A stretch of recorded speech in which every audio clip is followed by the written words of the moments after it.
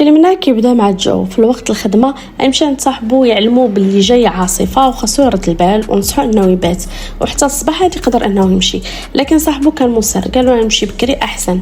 جو يمشي لدارو يتلاقى مع مراته وبنته يضحك معاهم شويه قبل مراته ما تمشي للخدمه. ومن بعد سول على بابا اللي قالوا لي راه في البيسمنت كيقلب على الانوار باش يزين شجره عيد الميلاد. يمشي يعاونو جو ومن بعد يمشي جو يطلع بنته باش يقرا لها واحد القصه وقت النوم. البنت تنعس وغادي يمشي يشوف باه يلقاه مختفي ما كاينش. هنا جو توتر وجاه اتصال من صاحب البار قالوا باباك راه عندنا. خدا ديك الساعه الجاكيت ديالو ومشى قصد البار. اول ما دخل لقى باه مدابز صد رد مع شي دراري. جو ما صبرش وصلخ ليا البشر حتى جاو البوليس. في مشهد اخر جو مع بوليسي في المستشفى حيت باه كان مضروب وحذروا قال لي مره اخرى الا تكرر هذا الشيء ادوزو الحبس. مشى يطمن جو على باه. الطبيب قال لي بلي صافي راه خيط ليه الجرح اللي في راسو والطبيب سولهم علاش الجرح. مارفين مرات جو قالت لي راه مشى للبار شوف واحد البنت عند بالو راها مراته ودابز معاهم. فهنا الدكتور قال لهم راه خاصو عنايه خاصه وخاصكم تحطوه في دار رعايه لسبب الحاله الصحيه ديالو. لكن جو كان رافض تماما. رجعوا للدار كاملين وفي هذا الوقت كنشوفوا ويستون غادي بواحد الحموله ديال الخشب وفي الطريق داز على تاجر مخدرات كينقل معاه المخدرات مع الحموله. في الطريق البناء يتفرقع وطيح حموله الخشب اللي معاه. وستن قال لخونا كان واحد الكوخ ديال الرئيس ديالي اللي هو جو راه قرب من هنا نقدروا اننا نحطوا المخدرات. وفعلا حطوها في الكوخ ديال جو.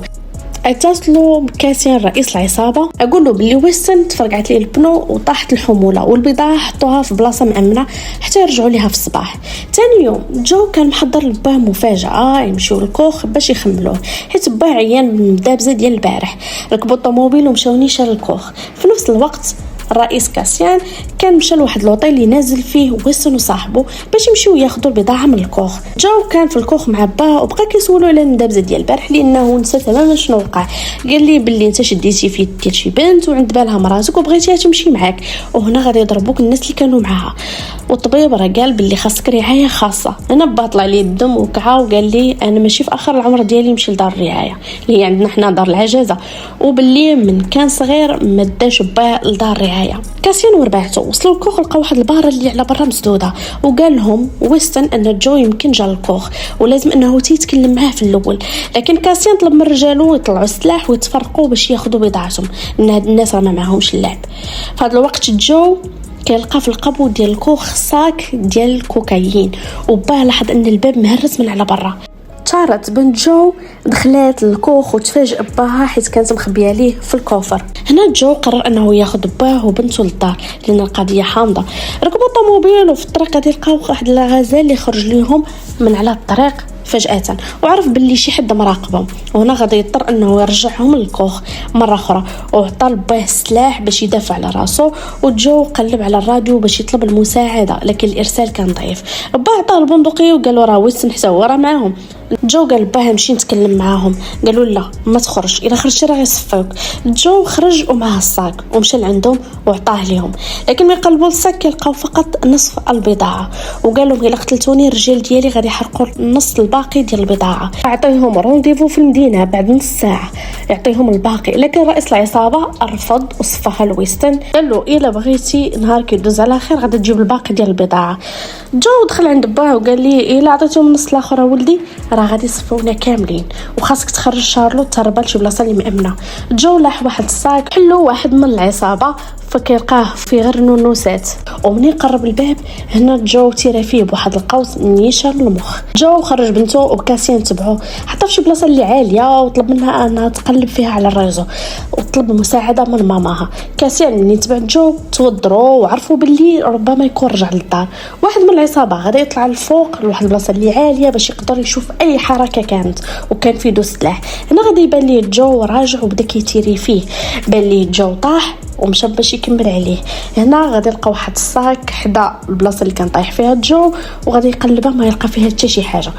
هجم عليه جو ويدابزوا وبداو يدافعوا حتى غادي وصلوا راس الجبل.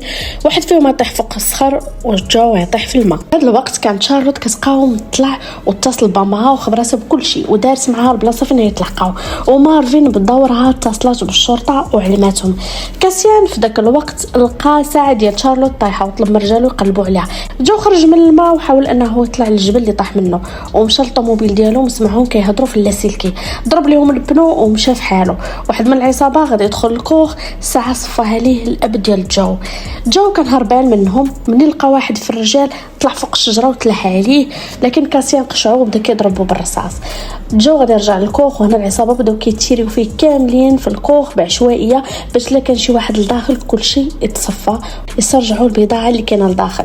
الناس باه على الارض وكيفهموا باللي هو راه غير ولده وكيحميه. نزل باه القبو وقال له تسنى هنا ما تخرج. هارفين وصلات جهه الجبل وشافت بنتها وشافت واحد تابعها. هنا غادي تضربوا ومشات كتقلب على شارلوت اللي هربات. جو اللي شدو كيطحنوا واللي طاح في المقله كيتقلع.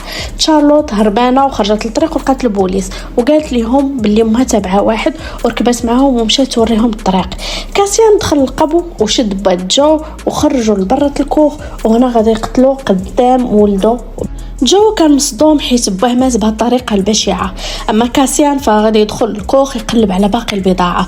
ريدلي واحد من رجال كاسيان بغى يصفيها لجو لكن مراتو شافته من بعيد وضربته بالسهم وبغى يتبعها لكن جو ضربو بالفاس وصفاها ليه ديك الساعه.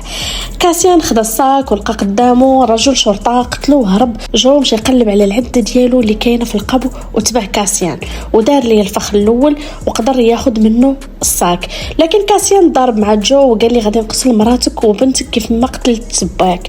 جو الفخ الثاني اللي دار كان راسو وانه يحط رجلو فيه ويشد فيه مزيان وهنا غادي يشد كاسيان وتلاحوا بجوج من الجبل ورمى كاسيان على الصخر.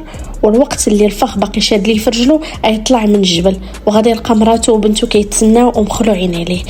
هنا نكون وصلنا لاخر الفيديو. الى اول مره كتشوفنا اشترك في القناه لايك وبارطاج للفيديو المقبل ان شاء الله. دمتم في رعايه الله وحفظه.